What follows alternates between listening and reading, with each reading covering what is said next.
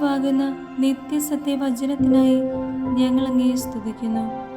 യേശുവേ, അങ്ങയുടെ പരിശുദ്ധാത്മാവിനെ നൽകി അങ്ങയുടെ മാഹാത്മ്യം കാണുവാൻ ഞങ്ങളുടെ ഉൾക്കണ്ണുകളെ തുറക്കണമേ.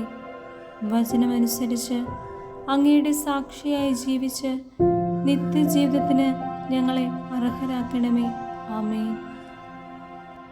വിശുദ്ധ പൗലോസ് ശ്ലീഹ എഫേസ്യർക്ക് എഴുതിയ ലേഖനം 1-ാം അധ്യായം 1 മുതലുള്ള തിരുവചനങ്ങൾ.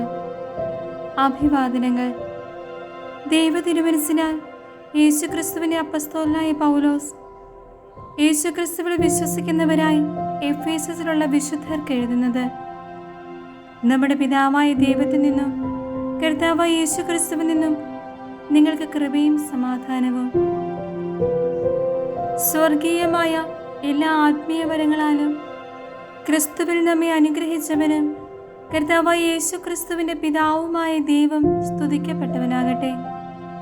തൻ്റെ മുൻപാകെ സ്നേഹത്തിൽ പരിശുദ്ധനും നിഷ്കളങ്കരുമായിരിക്കാൻ ലോകസ്ഥാപനത്തിന് മുൻപ് തന്നെ അവിടുന്ന് നമ്മെ ക്രിസ്തുവിൽ തിരഞ്ഞെടുത്തു.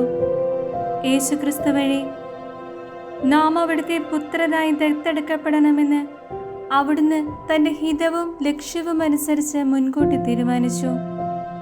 അവിടുന്ന് ഇപ്രകാരം ചെയ്തത് തൻ്റെ പ്രിയപ്പെട്ടവനിലൂടെ നമ്മിൽ ചൊരിഞ്ഞ തൻ്റെ കൃപയുടെ മഹത്വത്തിനും പുകഴ്ചയ്ക്കും വേണ്ടിയാണ്.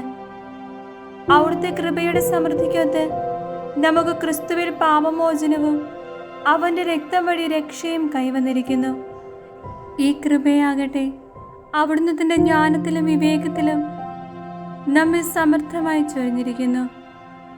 ക്രിസ്തുവിൽ വ്യക്തമാക്കിയ തൻ്റെ അഭീഷ്ടമനുസരിച്ച് അവിടുന്ന് തൻ്റെ പദ്ധതിയുടെ രഹസ്യം നമുക്ക് മനസ്സിലാക്കി തന്നു.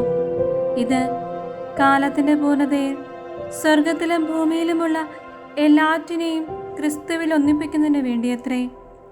തൻ്റെ ഹിതമനുസരിച്ച് എല്ലാം പൂർത്തിയാക്കുന്ന അവിടുന്ന് തൻ്റെ പദ്ധതി അനുസരിച്ച് അവന് നമ്മെ മുൻകൂട്ടി തിരഞ്ഞെടുത്ത് നിയോഗിച്ചു. ഇത് ക്രിസ്തുവിൽ ആദ്യമായി പ്രത്യാശയർപ്പിച്ച നാം അവൻ്റെ മഹത്വത്തിനും സ്തുതിക്കും വേണ്ടി ജീവിക്കുന്നതിനാണ്. രക്ഷയുടെ സദ്വാർത്തയായ സത്യത്തിൻ്റെ വചനം ശ്രവിക്കുകയും അവനെ വിശ്വസിക്കുകയും ചെയ്ത നിങ്ങളും വാഗ്ദാനം ചെയ്യപ്പെട്ട പരിശുദ്ധാത്മാവിനാൽ അവനിൽ മുദ്രിതരായിരിക്കുന്നു.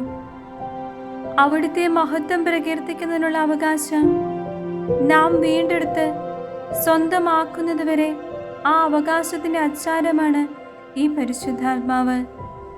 ക്രിസ്തു മഹോന്നതൻ. കർത്താവായ യേശുവിലുള്ള നിങ്ങളുടെ വിശ്വാസത്തെയും എല്ലാ വിശുദ്ധരോടും നിങ്ങൾ പ്രകടിപ്പിക്കുന്ന സ്നേഹത്തെയും കുറിച്ച് കേട്ട നാൾ മുതൽ എൻ്റെ പ്രാർത്ഥനകളിൽ നിങ്ങളെ അനുസ്മരിക്കുകയും നിങ്ങളെ പ്രതി ദൈവത്തിൻ്റെ കൃതജ്ഞത അർപ്പിക്കുകയും ചെയ്യുന്നതിൽ നിന്ന് ഞാൻ വിരമിച്ചിട്ടില്ല.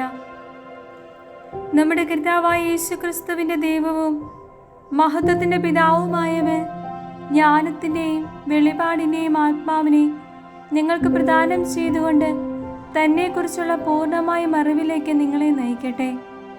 ഏതു തരത്തിലുള്ള പ്രത്യാശയിലേക്കാണ് അവിടുന്ന് നിങ്ങളെ വിളിച്ചിരിക്കുന്നതെന്നറിയാനും വിശുദ്ധർക്ക് അവകാശമായി അവിടുന്ന് വാഗ്ദാനം ചെയ്തിരിക്കുന്ന മഹത്വത്തിൻ്റെ സമൃദ്ധി മനസ്സിലാക്കാനും നിങ്ങളുടെ ആന്തരിക നേത്രങ്ങളെ അവിടുന്ന് പ്രകാശിപ്പിക്കട്ടെ. അതുവഴി അവൻ്റെ പ്രഭാപൂർണമായ പ്രവർത്തനത്തിനനുസൃതമായി വിശ്വാസികളായി നമ്മിലേക്ക് പ്രവഹിക്കുന്ന അവൻ്റെ അപരിമേയമായ ശക്തിയുടെ മഹനീയത എത്രമാത്രമെന്ന് വ്യക്തമാകട്ടെ. ക്രിസ്തുവിനെ മരിച്ചവരിൽ നിന്ന് ഉയർപ്പിക്കുകയും സ്വർഗത്തിൽ അവിടുത്തെ വലതുവശത്തിരുത്തുകയും ചെയ്തപ്പോൾ അവനിൽ പ്രവർത്തിച്ചത് ഈ ശക്തിയാണ്. അങ്ങനെ ഈ യുഗത്തിലും വരാനിരിക്കുന്ന യുഗത്തിലും എല്ലാ ആധിപത്യങ്ങൾക്കും അധികാരങ്ങൾക്കും ശക്തികൾക്കും പ്രഭുത്വങ്ങൾക്കും അറിയപ്പെടുന്ന എല്ലാ നാമങ്ങൾക്കും ഉപരി അവനെ ഉപവിഷ്ടനാക്കി. അവിടുന്ന് എല്ലാ വസ്തുക്കളെയും അവൻ്റെ പാദങ്ങൾക്ക് കീഴിലാക്കുകയും എല്ലാറ്റിനും മുകളിൽ അവനെ സഭയ്ക്ക് തലവനായി നിയമിക്കുകയും ചെയ്തു. സഭ അവൻ്റെ ശരീരമാണ്. എല്ലാ വസ്തുക്കളിലും സകലവും പൂർത്തിയാക്കുന്ന അവൻ്റെ പൂർണ്ണതയുമാണ്.